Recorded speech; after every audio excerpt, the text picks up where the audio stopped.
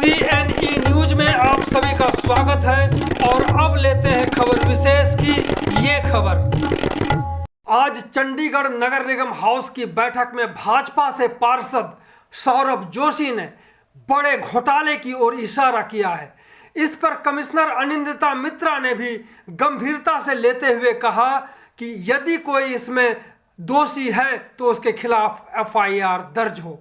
तो सुनते हैं सौरभ जोशी को कि उन्होंने किस घोटाले की ओर इशारा किया है। भाजपा से पार्षद सौरभ जोशी जी से, और इन्होंने एक मसला उठाया और बहुत ही गंभीर मसला कि ESP के नाम पर काफ़ी लाइसेंस यहाँ पे दिए गए हैं और इस पर कमिश्नर मैडम ने साफ कहा कि जो भी इसके आरोपी हैं उसके खिलाफ FIR दर्ज करने की जरूरत क्या है। ये देखिए, सबसे पहले मधुकर जी, क्योंकि ये विषय आपके चैनल में कई बार उठा था कि चंडीगढ़ में कहीं ना कहीं इनलीगल स्ट्रीट वेंडर्स बहुत हो चुके हैं। ये आपने में से पिछले साल कई बार इस विषय में बातचीत की थी। तो मुझे भी लगता था ये इनलीगल का बार बार जो ये शब्द आ रहा है ये कैसे आ रहा है। हम एनफोर्समेंट को टारगेट करते थे कि एनफोर्समेंट वाले इनलीगल जो स्ट्रीट वेंडर्स हैं उनको पकड़ नहीं पा रहे हैं, लेकिन कहते हैं ना कि कहीं ना कहीं सुराग नज़र आ जाता है। ऐसा ही सुराग कुछ नज़र हमें भी आया, क्योंकि जब पता किया, क्योंकि पिछली टर्म में मैं पार्षद नहीं था, तो पता लगा कि जब कोरोना काल का समय था उस समय कई इनलीगल स्ट्रीट वेंडर्स को ESP के, जिसको एसेंशियल कहते हैं, एसेंशियल आइटम्स के लिए जिनको लाइसेंस दिए गए थे, उस समय लाइसेंस इशू किए गए, लेकिन वो फॉर टाइम बीइंग किए गए थे। आप हैरानी होंगे कि वो फॉर टाइम भी गए थे तो उनको एक्सटेंशन दे दे के आज उनको रेगुलर कैसे कर दिया।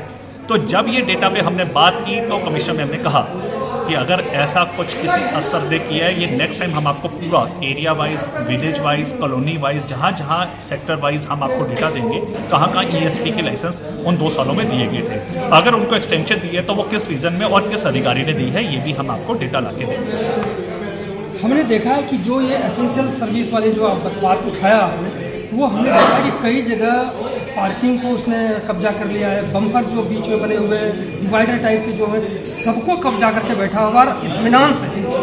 तो ये इन्फोर्समेंट की जो आप बात करें, क्या कि उसको दिख नहीं रहा, इन्फोर्समेंट भी कहीं ना कहीं इसमें शामिल हो सकता है। मधुकर जी, ये जो आपने बात की है वो कई लीगल है, मैं बड़ा क्लियर करता हूँ। उनको तो जहाँ से आपको लाइसेंस इशू करना था वो उनको दिया गया है, वो तो लीगल वाले होंगे। कुछ उसमें जो इलीगल है, मैं इलीगल पे बार बार आ रहा हूँ, क्योंकि देखिए कहीं ना कहीं कहते हैं ना आटे के साथ नमक वाला बात होती है ना। तो वो जो लीगल जो हमारे पुराने स्ट्रीट वेंडर बैठे हैं उनका भी तो हक बन रही है, उनकी भी तो कमाइयाँ बन रही हैं। किसके कारण मर रही हैं? जो इलीगल स्ट्रीट वेंडर्स जो इस चंडीगढ़ से नहीं थे और जो पुराने कभी स्ट्रीट वेंडर नहीं थे, उनके कारण उनकी कमाइयाँ खत्म हो रही हैं। तो हमें आवाज़ उनकी भी बननी है। अब ये मुद्दा जो आपने बोला है कि वो अनक्रोचमेंट, ये तो हम कह ही रहे हैं, उन्होंने जगह ही नहीं छोड़ी है। और जब 15 सेक्टर की अगर मैं बात करूं अपने एरिया की, तो 15 सेक्टर में शाम के वक्त 7 बजे के बाद जब उनको पता होता है कि एनफोर्समेंट की टाइमिंग खत्म हो जाता है, आप उसके बाद देखिए कैसे लोग बैठ जाते हैं आके। तो उनमें से एक बार नहीं, ये लंच आवर में भी बैठता है, ऐसा नहीं कि सिर्फ 7 बजे के बाद ही बैठते हैं। बिल्कुल आप सही कह रहे हैं, पर जब हमने सर्वे करवाया एनफोर्समेंट टीम से तो पता लगा उनमें से कईयों के पास ESP लाइसेंस इशू हो रखे हैं। अब बताइए, अब ये ESP लाइसेंस इशू किया है, ESP का कैटेगरी में क्या क्या फॉल करता है, वो उसमें काम भी नहीं कर रहे। अब वो काम कौन सा कर रहे हैं? दूसरा काम कर रहे हैं। तो जो लाइसेंस जारी करने वाले हैं, क्या उन्होंने क्या है कि सड़क छाप लो, जो पार्किंग है उसको खत्म कर दो, जो डिवाइडर है उस पर बैठ जाओ, क्या ये छूट दी गई उस ESP में? जो मैं यही तो बात बता रहा था, वो ESP में कहीं एरिया नोटिफाई थोड़ा कर रखेंगे। एनफोर्समेंट कहाँ है?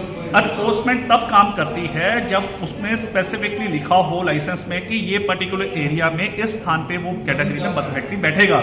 वो ESP लाइसेंस में कैटेगरी लिखा होता 15 की मार्केट, अब वो 15 की मार्केट में जहां मर्जी बैठे। तो यही तो प्रॉब्लम हो रही है। अब 15 किसी के सिर पे बैठ जाए।